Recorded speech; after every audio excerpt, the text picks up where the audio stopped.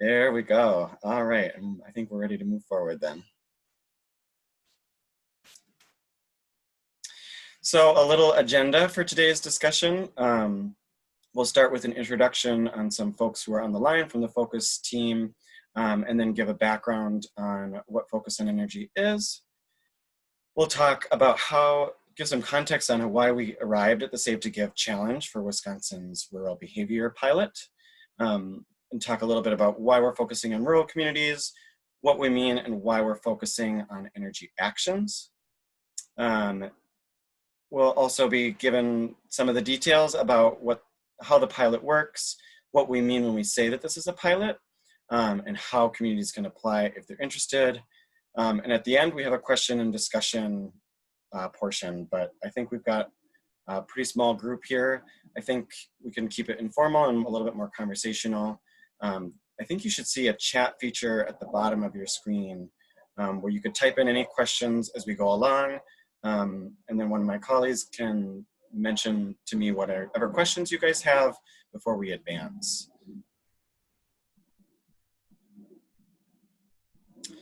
So again, my name is Brady Steigoff, and I'm the Community Energy Specialist working on the Save to Give pilot.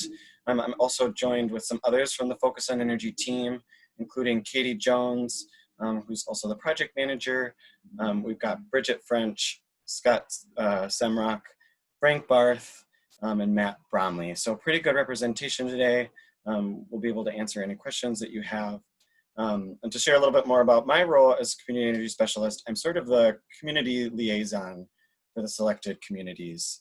So whether once selected, I'll be helping with the planning, the implementation, and some of the day-to-day works. And it's kind of my job to make sure that we're having fun, saving energy, and running a good Save to Give challenge campaign. So a little bit of background on who is Focus on Energy. Since 2001, Focus on Energy has partnered with 107 Wisconsin electric and natural gas utilities to empower residents and businesses in Wisconsin to make smart energy decisions with lasting economic benefits.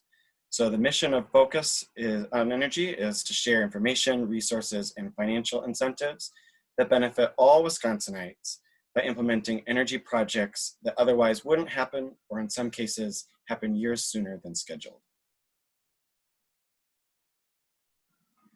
So how did Focus on Energy come to decide that the Save to Give challenge would be a good thing for the rural behavior pilot? Because Focus on Energy's mission is to serve all Wisconsinites, this pilot is designed to overcome some geographical barriers and better serve rural communities. We feel like there's a huge energy saving potential out there in rural communities. And so by running a fun community-wide challenge campaign, we think that's a fun way to save energy out there. And we're focusing on energy actions because, at least when I usually tell friends and family that I work in energy efficiency, they say, oh, well, I turn off my lights, or, oh, I adjust my thermostat. And I think with those activities, they're kind of temporary and you're not really thinking about them, they're unconscious. So why we're focusing on energy actions here is they really accomplish 4 things. They're free, they're simple, they're repeatable, and they create lasting changes. So we're talking about moving beyond just turning off a lamp or adjusting a thermostat. We're getting comfortable with new temperatures, throwing on sweaters or washing things on cold, and we're replacing inefficient equipment so that even if you are turning off lights, when you do turn them on, they're more efficient, or the furnace or AC, you're saving energy now and you're saving energy in the future.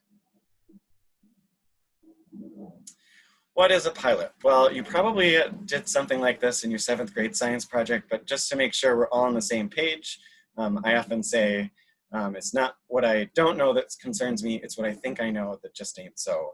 So here are some quotes that kind of illustrate what we mean when we're talking about the Save to Give challenge is a pilot. A quote by Thomas Edison is that negative results are just what I want. They're just as valuable to me as positive results. I can never find the thing that does the job best until I find the ones that don't. And then another one by Robert M. Persig is the scientist who mutters sadly, the experiment is a failure. We have failed to achieve what we hoped for. Is suffering mainly from a bad scriptwriter. So what these quotes really mean is that this pilot is an experiment, and we're here to learn a few different things, and we're here to kind of learn from those and make a better offering statewide. So first thing that we're trying to learn is, do rural Wisconsinites like the Safe to Give Challenge? And if so, what do they like about it? And if not, what can we do to improve it? We're looking to see if this experiment this idea can inspire lasting changes in the way that people use energy. And in particular with the Save to Give Challenge and how it gets its name, we're interested to see if a local charity can motivate more participation in a behavior pilot, as well as deeper energy savings once we have those participants. And if all that holds to be true, I call myself a recovering perfectionist, so we're gonna wanna know how we can fine tune it and make it even better, what parts need to be fixed, what parts we need to drop, etc. Lastly, we want to know, does the cost of this program justify the results?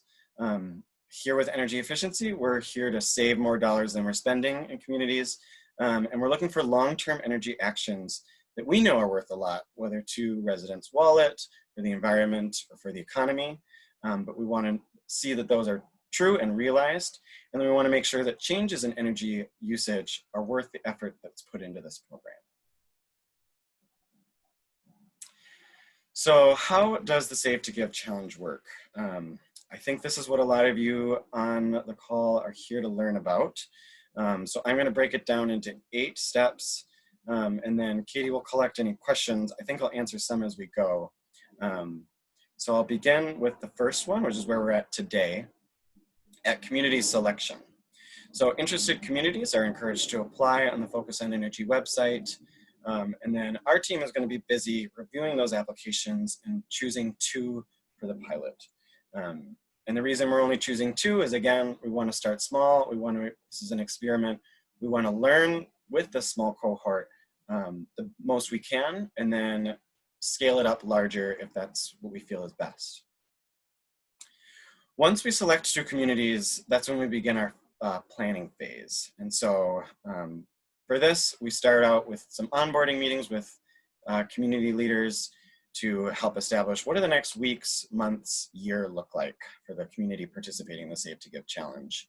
And then we'll host 2 community stakeholder workshops where we're looking for community leaders to convene and tell us and learn from them what charity in the community would really motivate them to save and rally around.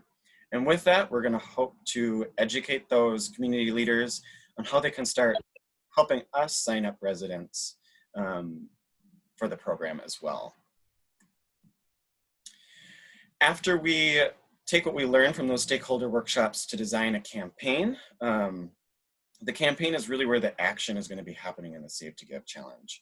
So this is an 8-week period where we'll first focus on recruitment to an online engagement platform, which is sort of a fancy tool or fancy name for a website that folks can log in. It'll be integrated with the utility MyMeter platform where they're already paying their bills, seeing their energy usage. And this is where participants and residents can see what actions earn them points. They'll log the energy actions and behaviors that they're taking each week to get credit for those points, and then they'll see real-time progress towards the community donation goal. So after the hard work, those 8 weeks, campaign 1 will end and we'll award a prize to the local charity that they want to support. And then we have a little bit of a grace period here. In this downtime, we'll have less prompts that remind people to log on, to keep track of their energy actions and pledges. But we'll still, as researchers, we'll still be monitoring energy usage to see if changes in energy use are persistent. This period will last about 2 to 3 months, and after that, we'll launch a second campaign with an even bigger financial reward to the local charity to motivate energy actions. So it's very similar to the first one, though, in every other respect, where it's an 8-week challenge period. We're sending digital prompts through the engagement platform, and we're also sending mailers, getting people excited in the community, reminding them to keep track of their energy actions and track progress towards the goal.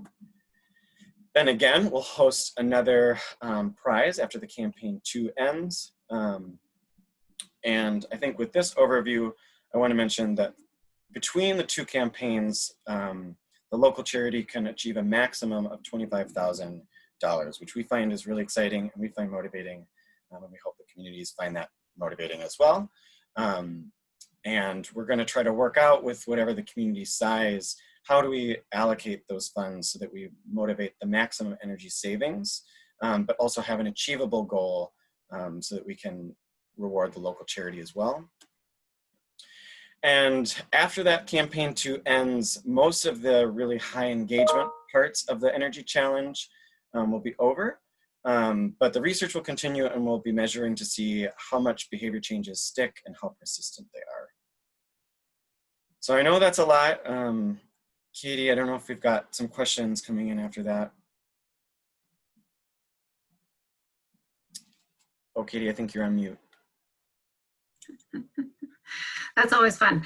So there was one question that came in about the criteria, and I think you're going to be getting into a little bit more of this later around the population threshold of 7,000.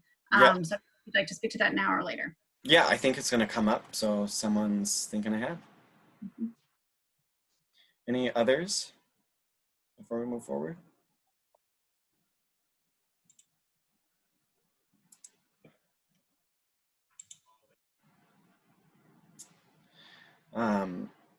If there aren't any more questions, maybe I'll move ahead. Oh, so there is one, another question about, is there just one utility per community that can participate? Not necessarily. We can work with multiple. I'll talk a little bit about that in the criteria, but they just have to participate. The utilities need to be participating in Focus on Energy, as this is a Focus on Energy offering. And that's it. All right, I'll move forward then. So here we get to the criteria. So someone mentioned we're looking for communities generally with a population between 7,000 and 30,000. To someone's point, yes, there's a lot of communities in Wisconsin that are rural and are below 7,000. Can they still apply? And the answer that we have for you is absolutely yes. We really encourage you to still apply. What we're kind of looking for in this stage of the pilot is a population that's statistically significant, and we're still kind of working out the details on what that threshold is. So if you were to apply, you would definitely be considered. We don't want to exclude you because of that. And maybe another recommendation too is if there's communities nearby you that you also feel like share an identity with, or you think could jointly apply, and people would feel like, yep, we're not too competitive. We can join together, and this would be a fun campaign to do together. We encourage you to apply. Otherwise, sometimes school districts are really good geographical boundaries that people rally around. So just a few recommendations, but absolutely don't feel like that excludes you from applying. No surprise here that the majority of zip codes for the communities applying need to be classified as rural, as this is a rural offering. And I've got a map in the next few slides to show you kind of what that looks like. But if you have ever any doubts on whether your community, as you define it, is rural or not, you can feel free to shoot us an email and we can help you work through that. We're looking for communities with a clear definition of their sort of boundary or territory. And so if that definition is clear and they have an easily understood hub, that's great. Common examples of that are city, county, school district, but there are more, which we'll dive into. Again, you must have an electric or gas utility that participates in Focus on Energy, since this is a Focus on Energy offering. And lastly, we're looking for the community's associated electric utility to also agree to participate in this pilot. We need to incorporate our digital platform to their MyMeter account, or their My account portfolio, so that when customers log in, they can see their energy use, and that's how we're going to be sending them how they can learn to take new actions that earn them points, how they can track them, and see progress towards a community goal. We've worked really hard to streamline that process and protect customer information. So I think if there's some specific questions on that particular point, we can save those to the end. So for demonstrative purposes, a community could be a town, a school district, even tribal nations or fire protection district. We're willing to be pretty generous in that definition, so long as you have a legally established geographic boundary and a place that defines it. So a fun little example, as a kid, I always used to go fishing around New Richmond, Wisconsin with my family. But members of Brady's Fishing Club could not apply for the Safe to Give challenge. Sorry, no can do. But the school district that New Richmond falls under would be a great candidate for this application. Katie, maybe before I advance, have we gotten some new questions? Yes, so there's another question around a utility that, so many rural municipal utilities don't have online platforms. Does that mean that they're not eligible? Katie, I might defer to you. I think you put a little bit more thought into this.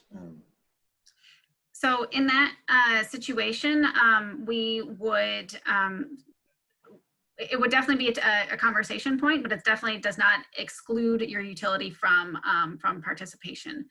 There would, I think, be a little bit more on the upfront period that we would need to get started, because that is a key, that online dashboard is a key component. And through this program, we can help stand that up with your utility. So yes, by all means still apply, and it will just needs further conversation around what does it mean to stand that up. We do, the program does have, so in the case of utility not having a utility platform or an online presence or platform yet, we do have the capabilities and the funding to be able to stand that up for a utility. Thanks, Katie. Any other questions? Nope, that seems to be it for now. Great, I'll move forward then. So the good news is that a lot of Wisconsin is eligible for the program. So you can see in sort of the off mustard color which communities are defined as rural. And this doesn't necessarily exclude the blue territories. Again, however the community defines itself in the application, what we're looking for is that more than 50% of the zip codes included are rural. So I just thought I'd call that out while we're here. I thought we'd be transparent about what selection criteria, as we're looking at communities, what criteria we're grading applications on. So starting with people and places, applications will be evaluated out of 100 points. So this is with 20%. We want to make sure that communities that apply can clearly define some context that we're going to be working on throughout the challenge campaigns and the pilot, as well as a clear community boundary and nucleus that's easy to understand, as we kind of mentioned previously. We want this pilot to be scalable, and so for that, we're looking for communities with characteristics that lend themselves sort of to the rest of Wisconsin, so that whatever lessons we learn as we're testing this pilot can be broadly applied to the rest of the state, so that if this pilot launches into a full offering, we can take those lessons learned and apply them. We're also looking that applicants can demonstrate a strong understanding of the project and what commitment it entails. And if you're wondering, oh gosh, what is the commitment? I think we're gonna go a little bit more into that and should answer some questions. Another thing that we're looking for too is, does this pilot kind of fit into your community's goals and interests already? We don't want to go against the grain. And so if it does, we'll be interested to hear about that. And then one of the biggest portions of the selection are these rallying characteristics of a community that's applying. So we feel, particularly in this time of COVID-19, when good news is hard to come by and in-person events are at a minimum, word of mouth may be limited. And if it's not safe for me to venture out into a community and be out there tabling with you, etc., we need to make sure that the communities that are applying have a robust support network. They've got communication channels and networks, leaders that are willing, if they hear about Save to Give challenge is happening in my community, they're going to tell their neighbors, they're going to post it on Facebook, and people will listen. So that's sort of what we mean by rallying characteristics. Any questions on the criteria, Katie, we've got so far? I did have another question. I think it takes people a little bit to process each slide, and so it's all working out really just fine. So a question kind of from the last slide, if participants have an electric focus on energy utility, but they all use LP for gas, is that okay? Can they still apply and be eligible? Yes, they could. It likely would just mean that we're probably not able to track the gas savings, but I would still encourage you to apply. Mm-hmm. Yeah, so at a minimum, we just need one utility in the community to be a focus on energy participant. Yep, good question. Mm-hmm. Other than that, I don't see any other questions in the chat box at this time. Okay, I'll move on. So kind of going back to that, what can communities expect from the commitment? So once a community would be selected, I mentioned that we'd have some of these onboarding meetings to kind of establish what they can expect for the next few weeks, months, year of the pilot. But these 2 community stakeholder meetings are going to be really key too, because those are going to inform how we design and run our challenge campaigns to really be unique and fit to the community.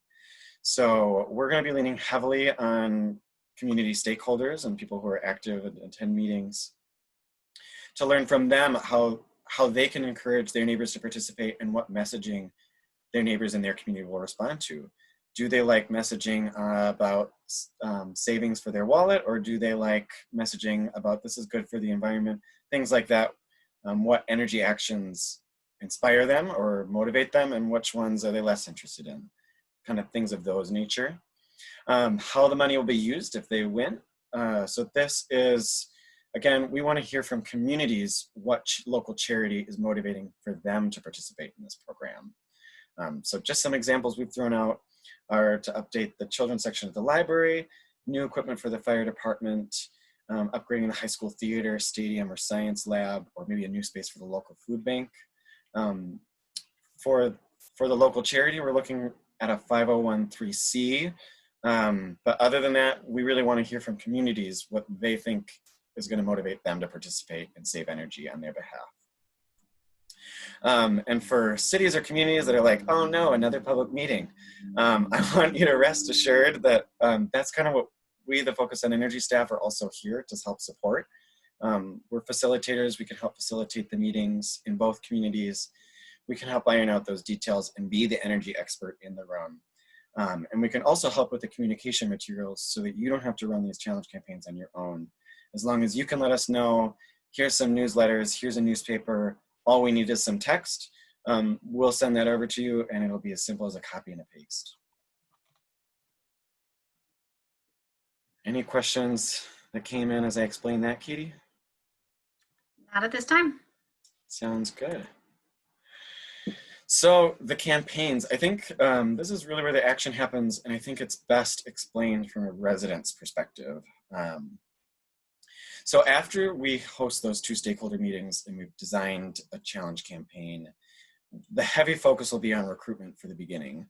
So we're really going to be leaning on those leaders to reach out to neighbors, clubs, school groups, the scouts, what have you, to explain this offering and to encourage people to register on the online website.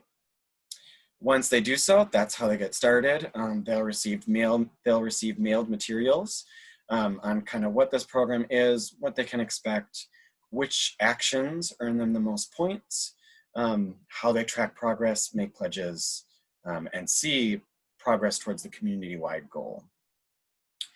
Then this weekly reporting is really key because this is sort of like turning in your homework. Whatever energy actions participants are taking, they'll record them weekly, and that's how they earn points and cash those in, and they get to see the progress towards the community energy goal. So that's how they make sure that their energy actions count. I'm sure many people are like me. If my mind wasn't attached to my head, I'd lose it. So we'll have plenty of reminders and encouragement for people to keep energy high and remind them, hey, don't forget to log in. It's the end of the week. what energy actions are you taking? Here's some new ones. Here's one to focus on this week. And don't forget to log those at the end. We'll send some postcards, we'll have some check-in calls, maybe even a story in the local newspaper, just to make sure people know, hey, Save to Give Challenge is happening in your community. Don't forget, you have this great opportunity to support a local charity. And then who doesn't love a celebration for hard work, particularly in Wisconsin? So at the end of the campaign, we want to make sure that we have a little gathering to recognize our hard work, whether that's done virtually, to see and recognize what progress we've made, how many energy actions have taken, how much prize money the charity has won, and maybe an estimated energy savings for residents, just to celebrate their victory. And we hope to do this in whatever spirit feels authentic and true to the culture and achievements of the community that we're working in.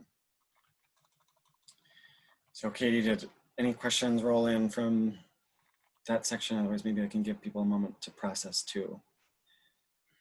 There was a question that came in about the so the winnings, or the financial reward, and the cause.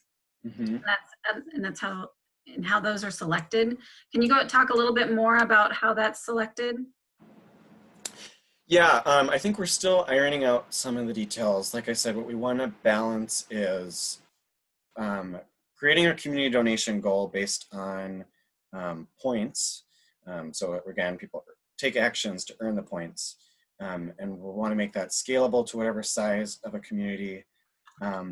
And we'll likely have some thresholds. So when communities, after the first campaign, if they meet a certain threshold, there's a new threshold for a donation value.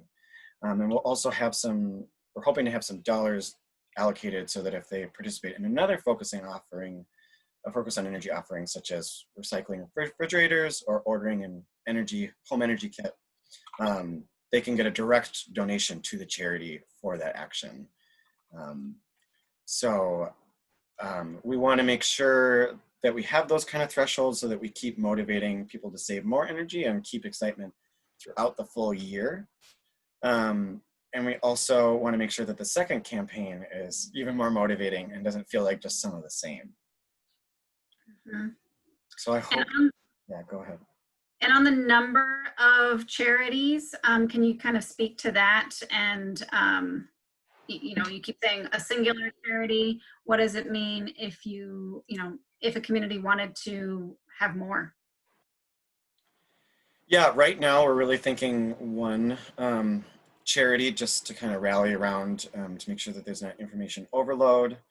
I think if you have anything more to elaborate on that, I think that's where we're thinking right now. Yeah, our initial thoughts have been a singular rallying, singular focal point to rally around. But again, we want this program to be responsive to the communities. And I think if there is a real strong desire in the community to think about more than one, then we can definitely have that conversation and see how that works. Yeah. Any other questions before I move forward? That is it that I'm seeing right now. Right, and I think we're coming close to the end here, but yep. So if you're interested in applying, the application is live right now on the Focus on Energy website. So the link is here. Again, don't feel like you need to jot it down real quickly. I'll send this out, the link as well as the slides. Applications are due by July 1st. Which is a little over a week away. But before you feel too daunted by that approaching deadline, we've worked really hard to streamline this application. I'm hoping it shouldn't take you more than an hour. But if you're getting daunted and feeling like you're biting off more than you can chew, or you have a question to run by me, feel free to shoot me an email, give me a call. My job is to kind of make this feel less scary and approachable. So don't hesitate to do that at all if that deadline is making you feel nervous. And before I just open it up to general questions and discussion, here is our timeline that we're working with right now.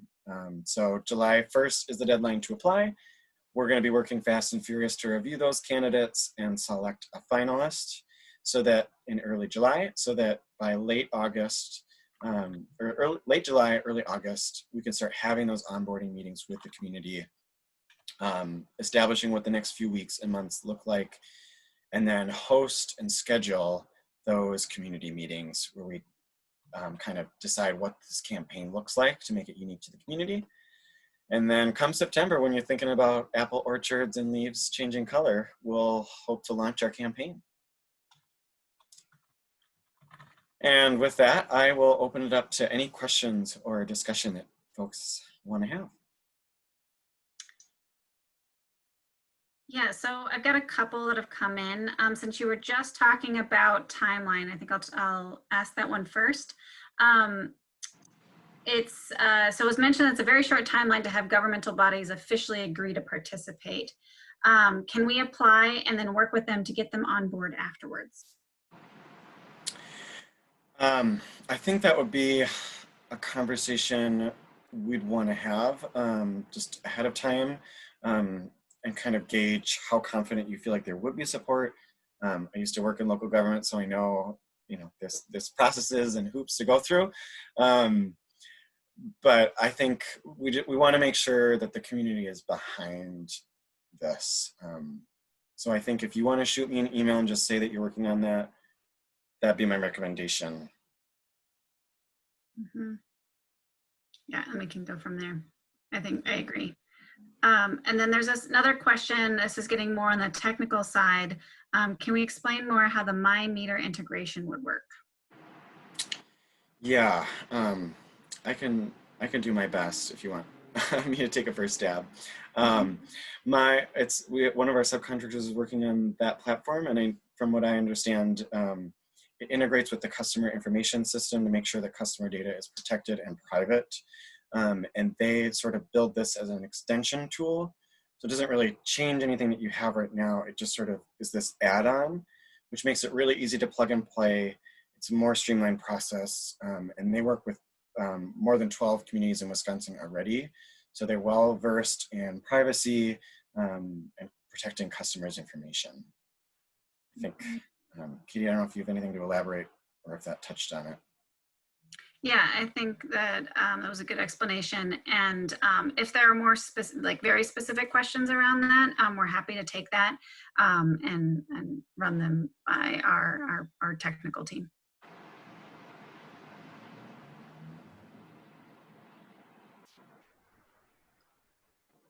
I'm looking through the chat. No other questions are coming through at this point, but I know it's been a lot of information to digest. So take your time and we'll sit here in case any other more.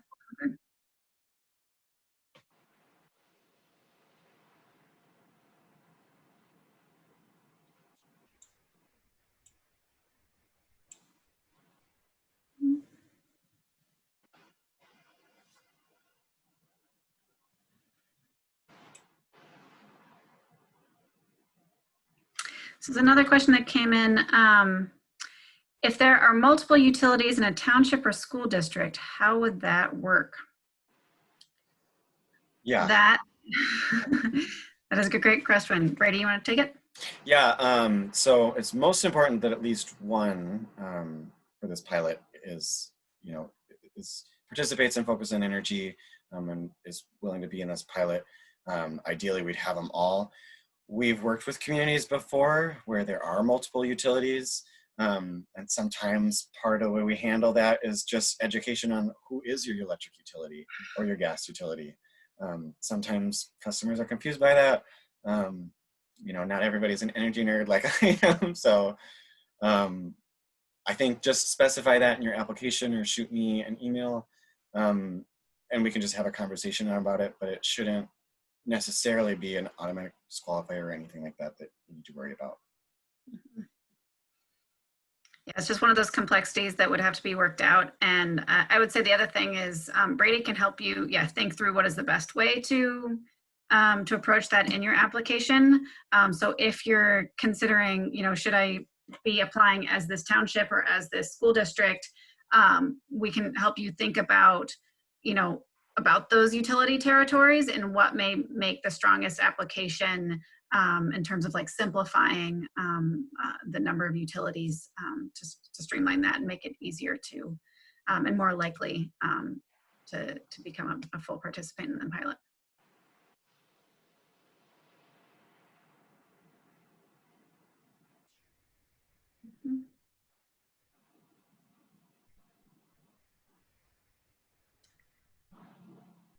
I'm seeing no other questions in the chat at this time.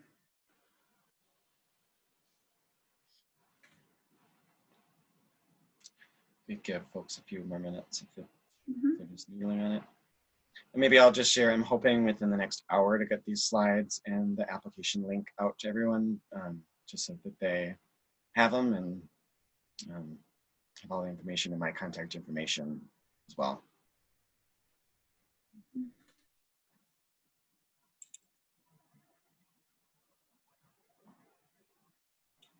Brady, have you did you mention at all the award, financial award amount that would be available for each community and how that would be divided between each campaign? Yeah, I mentioned a little bit that it's a maximum of $25,000 for each community. And again, we're selecting two, and that's for each. And then the way that we break down that funding, there's some wiggle room still, but we want to divide it between those two campaigns and have a threshold based on points earned through energy actions, and we'll kind of, depending on the size of the community, we'll work with them during those stakeholder meetings to make sure that we're choosing goals and thresholds that are ambitious but yet achievable. It's no fun if you feel like you can't meet your goal.